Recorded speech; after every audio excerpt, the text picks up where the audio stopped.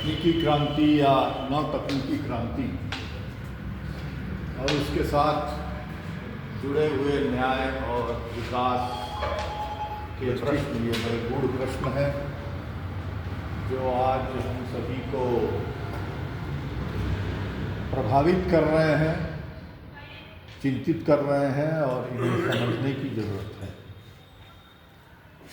AIPF ने पिछले काफ़ी समय से टेक्नोलॉजी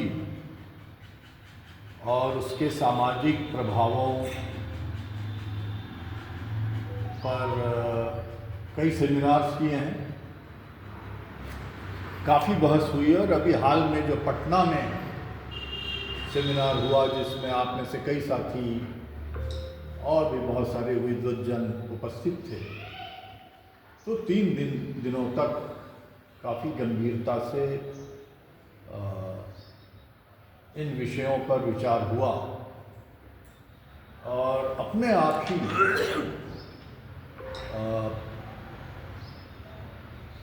जिन्होंने हिस्सा लिया सेमिनार में अपना ध्यान AI और दूसरे जो विज्ञान और टेक्नोलॉजी में घटनाएं चल रही हैं आज और हाल में जो घटनाएं हुई, खास करके चाइना में DeepSeek आने के बाद, तो उन्होंने इस बात को महसूस किया कि हम टेक्नोलॉजी के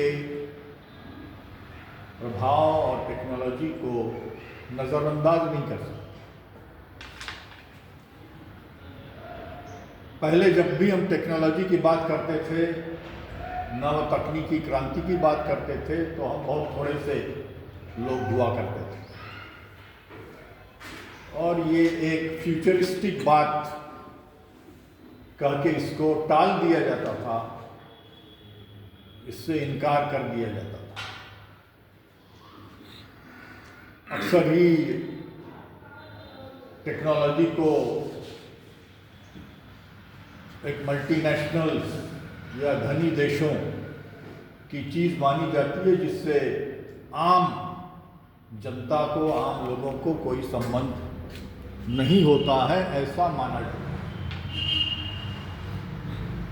आज जब हम टेक्नोलॉजी की बात कर रहे हैं तो इसके कई कारण हैं जिससे इन पर विचार करने की जरूरत है। जब कंप्यूटर आए थे तो एक बहुत बड़ा जनमत था, यहाँ तक कि बुद्धिजीवियों का हिस्सा था, राजनीतिक पार्टियों का हिस्सा था, जो कंप्यूटर को मानने से इनकार करता था।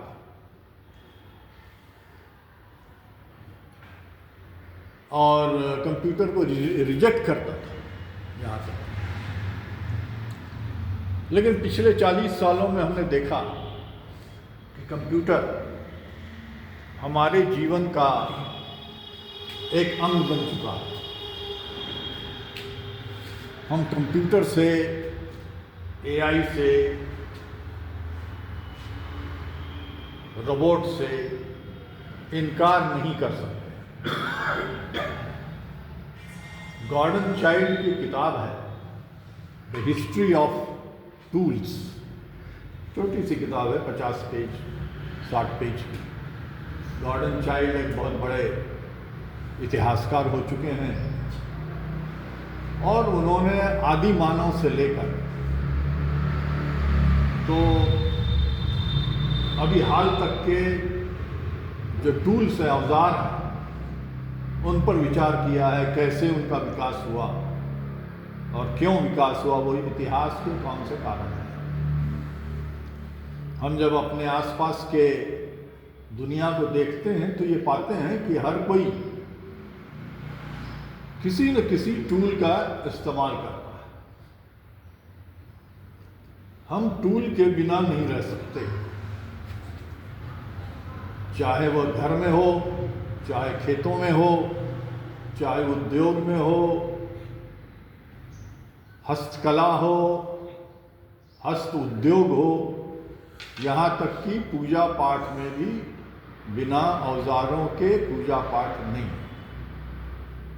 यहाँ तक कि कुंभ में भी कई तरह के औजारों का इस्तेमाल किया गया, जैसा कि माननीय साथी, नाम मैं भूल रहा हूँ, सतीश ने बताया। टूल ये हमारे जीवन का हिस्सा है। बहुत सारे तरह तरह के विचार रखने वाले, जिसमें राजनीतिक विचार भी रखने वाले लोग हैं, वो इस बात को भूल जाते हैं। अगर हम प्राचीन भारत की बात करें, रामायण महाभारत भी हम पढ़ें, ऋग्वेद पढ़ें, तो हमें उन सभी ग्रंथों में औजार कौन से हैं, उस समय का समाज या उन ग्रंथों में जिन समाजों का वर्णन है, उसमें भी किसी न किसी औजार का, अस्त्र शस्त्र जो भी नाम दे लें, उसका उल्लेख मिलता है। खेती कैसे होती थी, दस्तकारी कैसे होती थी, कपड़े कैसे बनते थे, किस तरह के कपड़े पहने जाते थे, श्री राम के राज्य में किस तरह के औजार थे और रावण के राज्य में किस तरह के औजार थे, इन सभी बातों की जानकारी हमें हमारे ग्रंथों से भी मिलती है। यहाँ तक कि ये दिलचस्प है कि भारतीय दर्शन में जो वाद विवाद होते थे, उनमें भी उन औजारों और काम करने के तौर तरीकों का हवाला दिया जाता था। ईश्वर ने विश्व की रचना कैसे की, वैसे ही जैसे कुम्हार अपनी चाक पर मिट्टी से बर्तन बनाता है, तो ईश्वरवादी और अनिश्वरवादियों के बीच में जो शास्त्रार्थ हुए, उसमें कुम्हार के चाक का उदाहरण दिया गया, और ऐसे अनेकों उदाहरण मिलते हैं। तो औजारों के बिना हमारा समाज जिंदा नहीं रह सकता है, ये एक मूल बात हमें ध्यान में रखनी पड़ेगी। आदिम समाज में, हम आदिम इसलिए कहते हैं कि औजार भी आदिम थे, पाषाण युग था, पत्थर के औजारों का इस्तेमाल होता था। यहाँ से मनुष्य की यात्रा की शुरुआत होती है। इसके बाद मनुष्य का समाज कई मंजिलों से होकर गुजरता है। तीर, धनुष, तलवार, हल, बैल। किसी जमाने में हल नहीं होता था, फिर हल बैल का इस्तेमाल होने लगा। ये बातें हमें अपने ग्रंथों में मिलेगी। अगर महाभारत पढ़ें तो उसमें भीष्म पितामह ने कहा है कि एक युग था जब कोई न राजा था, न कोई राज्य था, न राजा न प्रजा। शरशैया पर लेटे हुए भीष्म ने ये विचार प्रकट किए। तो हमारे ग्रंथों में इस बात के प्रमाण मिलते हैं कि समय समय पर हमने, हमारे समाज में और दुनिया के समाज ने विभिन्न प्रकार के औजारों का इस्तेमाल, इन औजारों से ही समाज, एक अर्थ में अगर कहा जाए तो औजारों से ही समाज बनता है। खेती, कौन सा समाज खेती करता है या शिकारी करता है, शिकारी समाज है, इस पर उस समाज का की संरचना निर्भर है। शिकार करने वाला समाज एक तरह का होगा, खेती करने वाला समाज दूसरे।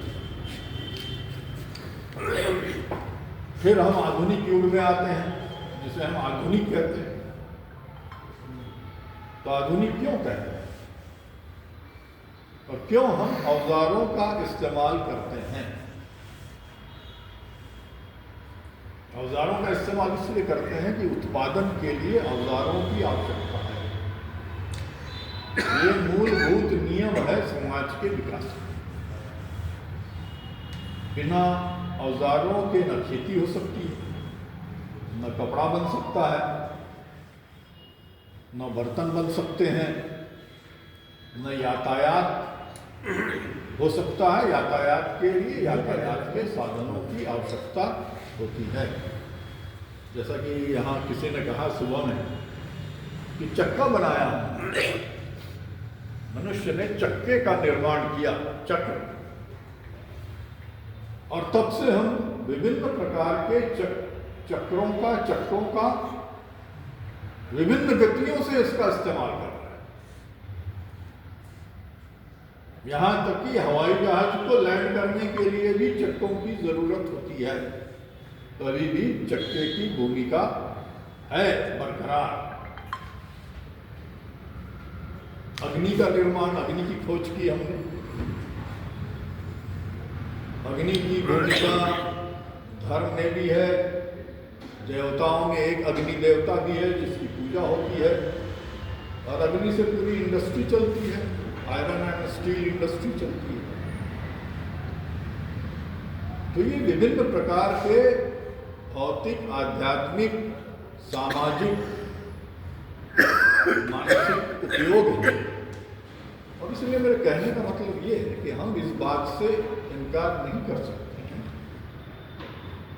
कि चाहे पुरानी टेक्नोलॉजी हो, चाहे आज की टेक्नोलॉजी हो, वह समाज के जीवन का मुख्य भौतिक आधार है। वह वस्तुनिष्ठ है, वस्तुगत। वस्तुनिष्ठ और वस्तुगत का क्या मतलब? वो ट्रेन और बसों को जितनी गालियां दें, कंप्यूटर को जितनी गालियां दें, आलोचना करें कि इससे हमारा पूरा जीवन बर्बाद हो गया, क्या हम फिर से बैलगाड़ी में जाना पसंद करेंगे?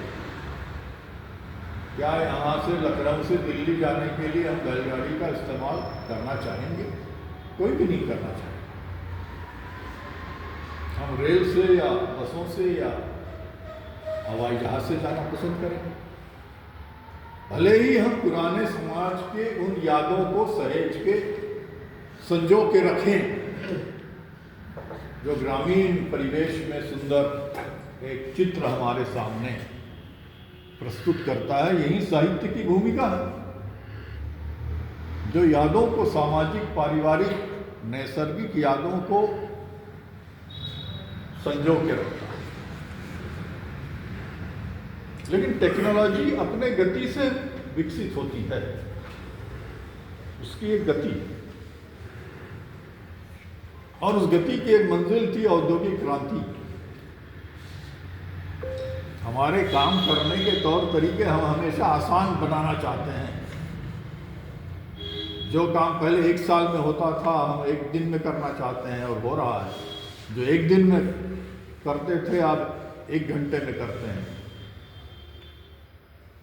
जहां हम पहले किसी ज़माने में 1857 के बारे में कई यात्रियों ने लिखा, कई महीने उन्हें गुजरे दक्षिण भारत से उत्तर भारत आने में, और उन्होंने देखा, उस समय के समाज का वर्णन भी किया है, संस्मरण भी लिखे हैं। कई हफ्ते लगते थे, कई महीने लगते थे। आज 100 साल बाद, 150 साल बाद हम कुछ दिनों में पहुंचते हैं, कुछ घंटों में पहुंचते हैं। दिल्ली से पटना जाने के लिए राजधानी से मात्र 11 घंटा लेती है। अब नई ट्रेनों का परीक्षण हो रहा है, जो उससे भी कम समय में हमें जगह जगह पहुंचाएगी। ये मनुष्य की खासियत है कि वो काम के घंटे कम करने की कोशिश करता है, कम समय में ज़्यादा काम, कम समय में ज़्यादा उत्पादन, ज़्यादा आसानी से। तो ये ह्यूमन टेंडेंसी, और इसीलिए हमारा समाज औद्योगिक क्रांति से गुजरा। औद्योगिक क्रांति हमारे लिए तुलनात्मक रूप से बड़े महत्व की चीज़ है। औद्योगिक क्रांति क्या है उस पर मैं कोई लेक्चर नहीं दे रहा हूँ, लेकिन आज जो तकनीकी क्रांति की बात हुई कि आखिर तकनीकी क्रांति क्या है और इसका प्रभाव हमारे ऊपर क्या पड़ रहा है और इसका इस्तेमाल कैसे किया जाना चाहिए, ये बड़े महत्व की बात है। औद्योगिक क्रांति एक शब्द है जिसमें स्टीम इंजन, भाप के इंजन ने सामाजिक क्रांति ला दी, भौतिक क्रांति ला दी, हमारे काम करने के तौर तरीके बदल गए। मिल्स और फैक्ट्रीज, स्टीम इंजन से चलने वाली ट्रेनें बनी और बड़े बड़े विद्वानों ने उसका वर्णन किया कि किस तरह से David Ricardo, Adam Smith, Karl Marx और हमारे देश में जब पहली रेल लाइन बिछी बम्बई से ठाणे, तो किस तरह 19वीं और 20वीं शताब्दी में हमारे देश के जीवन को बदल दिया। इसे हम औद्योगिक क्रांति कहते हैं, इंडस्ट्रियल रेवोल्यूशन। ये इंडस्ट्री से इंडस्ट्रियल रेवोल्यूशन बना। उद्योग पहले प्राक औद्योगिक समाज था, प्री इंडस्ट्रियल, खेती पर आधारित। जब औद्योगिक क्रांति हुई तो हम खेती से हमारा संबंध कमजोर हो गया और हमारा जोर उद्योगों पर हुआ, कल कारखानों पर। आज जो भी हम उत्पादन करते हैं वो मुख्य रूप से खेती में नहीं, मुख्य रूप से उद्योग में करते हैं, मशीनों से करते हैं, इंजन से करते हैं, भाप के इंजन से। इस तरह से मशीनी युग शुरू होता है। तो मशीन ने पहले भी, लेकिन खास करके औद्योगिक क्रांति ने विज्ञान की शक्तियों का इस्तेमाल शुरू किया। स्टीम, मशीन कितना काम 1 घंटे में, 1 मिनट में, 1 सेकंड में कितना काम करता है, वर्क डन बाय मशीन। तो मैकेनिक्स आया, यांत्रिक विज्ञान आया और इस तरह से विभिन्न विज्ञानों का युग शुरू हुआ, विभिन्न विषयों का युग शुरू हुआ समेत न्याय के। विकास संबंधी विचार हमारे देश में और विदेशों में, यूरोप में आजकल जो भी विज्ञान, जो भी विषय स्कूलों और कॉलेजों, विश्वविद्यालयों में पढ़ाए जाते हैं, ये मुख्य रूप से औद्योगिक क्रांति की देन, मुख्य रूप से। औद्योगिक क्रांति से पहले भी बहुत सारे विषय पैदा हुए, वो नए विषयों का हिस्सा बन गए। इसलिए आज के समाज को, आज हमारे देश को, हमारे समाज को, विश्व के समाज की अगर व्याख्या करनी है तो हमें औद्योगिक क्रांति को समझना। ये सभी घटनाओं के मूल में है। मनुष्य के संबंध, सामाजिक संबंध, राजनीतिक संबंध, पार्टियां बनी, असेंबलियां बनी, पार्लियामेंट बने, संविधान बने, मॉडर्निज्म पैदा हुआ, मॉडर्न एज पैदा हुआ, जिसका हिस्सा हमारी परंपराएं हैं, हमारा पुराना इतिहास। तो इतिहास और आधुनिकता के बीच एक समन्वय पैदा हुआ जिसे हम आधुनिक समाज कहते हैं। ये उसकी परिभाषा मूल रूप से है और उसी युग में हम रहते हैं। इसमें विभिन्न प्रकार के कॉन्फ्लिक्ट हैं, टकराव हैं, जातिगत, धार्मिक, सामाजिक, वर्गीय, पार्टीगत, इन टकरावों का हिस्सा है। इसलिए औद्योगिक क्रांति हमारे आधुनिक समाज का मूल है, चाहे हम इससे इनकार करें चाहे नहीं करें, ये एक वास्तविकता है। ये तकनीकी क्रांति की जब हम बात करते हैं तो इसे समझना बहुत जरूरी है। 50 और 60 और 70 के दशकों में एक ऐसी टेक्नोलॉजी पैदा हुई जिससे हम कंप्यूटर क्रांति कहते हैं। हमारे कुछ साथियों ने सवाल उठाया सुबह में कि आखिर ये तकनीकी क्रांति है क्या, हम किस आधार पर इसे तकनीकी क्रांति कहें। विज्ञान का हम जब इस्तेमाल करते हैं, जैसे भाप के इंजन का इस्तेमाल किया, उसी तरह से और भी विज्ञानों का हम इस्तेमाल करते हैं। पहला कंप्यूटर बना सन 1946 में, जिसका नाम था ENIAC, ENIAC, ENIAC कंप्यूटर। आज कंप्यूटर हमारे टेबल पर है, यहाँ तक कि मोबाइल में भी है, लेकिन वो कंप्यूटर 5 मंजिल मकान के जितना बड़ा था और उसमें पहली बार वाल्व का इस्तेमाल हुआ। यह हमें जानना पड़ेगा, हम जो सामाजिक काम कर रहे हैं, जो साथी यहाँ बैठे हैं और जगह बैठे हैं, उन्हें ये समझना पड़ेगा टेक्नोलॉजी। वैसे ही जैसे भाप के इंजन और भाप को समझना, भाप की शक्ति को समझना, क्योंकि ये सिर्फ साइंस और टेक्नोलॉजी का सवाल नहीं है, ये समाज पर उसके प्रभाव का सवाल। तो ये वाल्व से फिर ट्रांजिस्टर बने, ट्रांजिस्टर से सेमीकंडक्टर बने। क्या फर्क है? फर्क ये है कि हम इसमें इलेक्ट्रॉन की शक्ति का इस्तेमाल करते हैं। इलेक्ट्रिसिटी, बिजली इलेक्ट्रॉन्स की गति है समूह में। इलेक्ट्रॉनिक्स में एक सिंगल इलेक्ट्रॉन होता है जिसका इस्तेमाल हम सिग्नल के तौर पर करते हैं, जिससे कंप्यूटर की लैंग्वेज पैदा होती है, 0 और 1। इससे कंप्यूटर पैदा, ये इसमें कंप्यूटर रेवोल्यूशन पैदा कर दिया, इसने इंफॉर्मेशन पैदा कर दिया, सूचना का बड़े पैमाने पर उत्पादन शुरू हो गया। कंप्यूटर से मशीनें चलने लगी। कंप्यूटर का बहुत लोगों ने विरोध किया, लेकिन जिस तरह से सूचना का प्रसारण इसने किया, जिस तरह से इलेक्ट्रॉनिक्स ने, कंप्यूटर्स ने मशीनों को चलाना शुरू किया, उसने एक बहुत बड़ी क्रांति ला दी, जिसे हम तकनीकी क्रांति कहते हैं। जैसे औद्योगिक क्रांति की बात करते हैं हम, वैसे ही मैं समझता हूं कि तकनीकी क्रांति की बात शुरू हुई। उसे इलेक्ट्रॉनिक क्रांति भी कहते हैं, उसे नव तकनीकी क्रांति भी कहते हैं, कई नाम हैं। तो ये एक क्रांति है जो औद्योगिक क्रांति से एक अगली मंजिल है।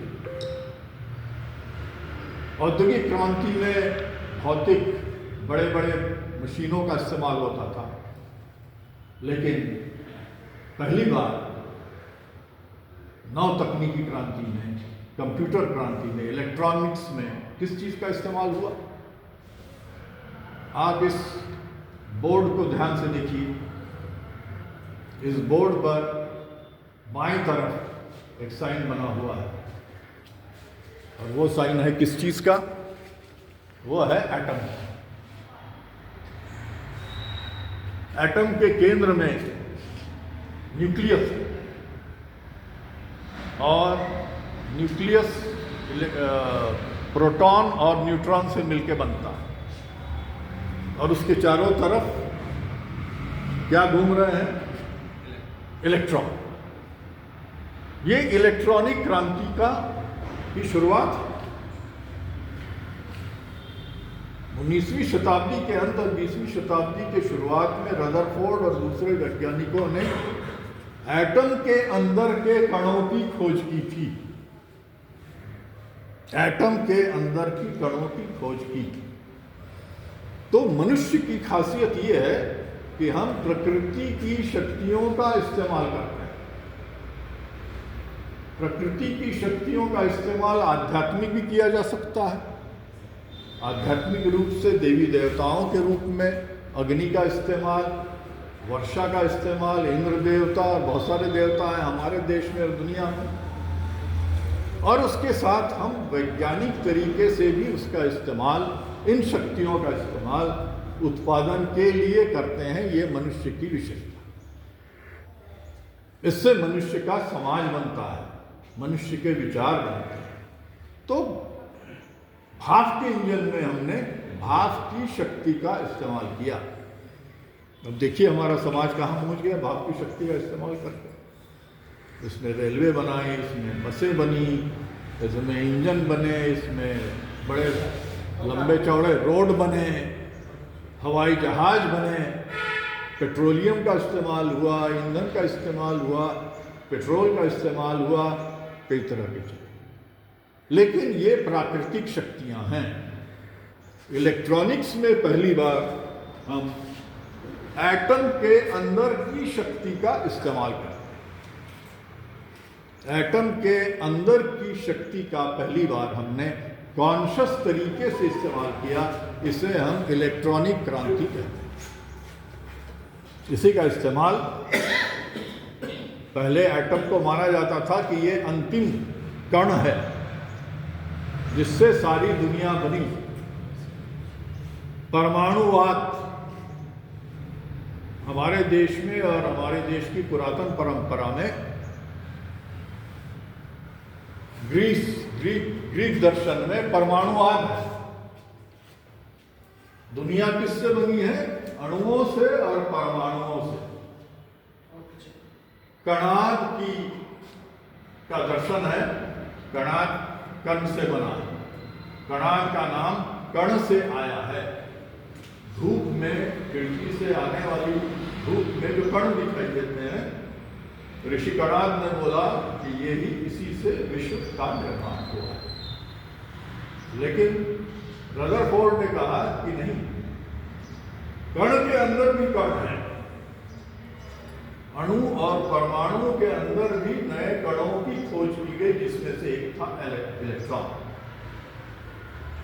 इन इलेक्ट्रॉन से का इस्तेमाल पहली बार मशीनें बनाने के लिए किया गया, सूचना का उत्पादन करने के लिए। 01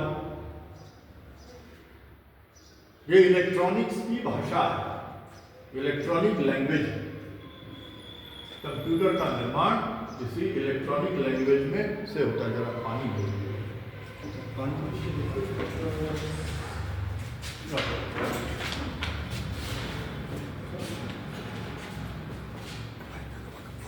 वीडियो आ रही है, थोड़ा सा ये यहाँ तो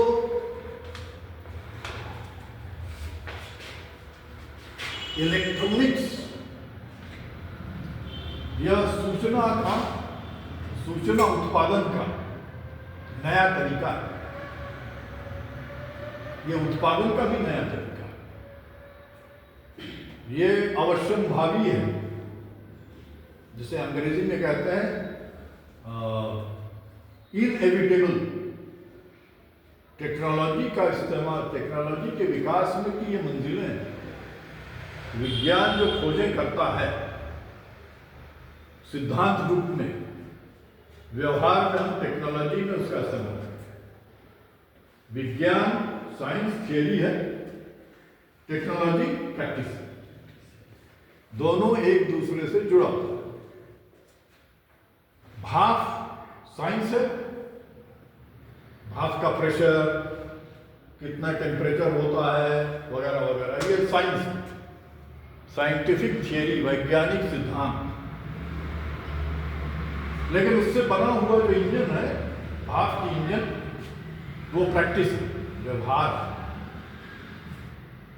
वो टेक्नोलॉजी। साइंस और टेक्नोलॉजी का आपस में परस्पर संबंध होता है। कंप्यूटर आने के बाद से सिद्धांत और व्यवहार, विज्ञान और टेक्नोलॉजी के बीच की दूरी कम होती है।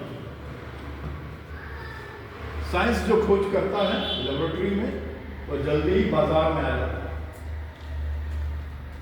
तो टेक्नोलॉजी के रूप में। इसलिए टेक्नोलॉजी के महत्व से हम इनकार नहीं कर सकते, साइंस के महत्व से हम इनकार नहीं कर सकते, नहीं करना चाहिए। साइंस, विज्ञान लगातार खोजें करता है। जीन की पूरे क्रोमोसोम का ढांचा, पूरा बायोटेक्नोलॉजी, डार्विन के सिद्धांत को लागू किया जाना और न जाने क्या क्या, ये सारा साइंस है। लेकिन आज जो टेक्नोलॉजी का रूप धारण करता जा रहा है, लेबोरेटरी से बाहर निकला, उत्पादन में लग रहा है, इंडस्ट्री में जा रहा है। हर विज्ञान आज इंडस्ट्री की शक्ति बन रहा है। इसलिए विज्ञान और टेक्नोलॉजी के बीच बहुत गहरा संबंध है, जो उद्योग में नए किस्म के फर्टिलाइजर, खेती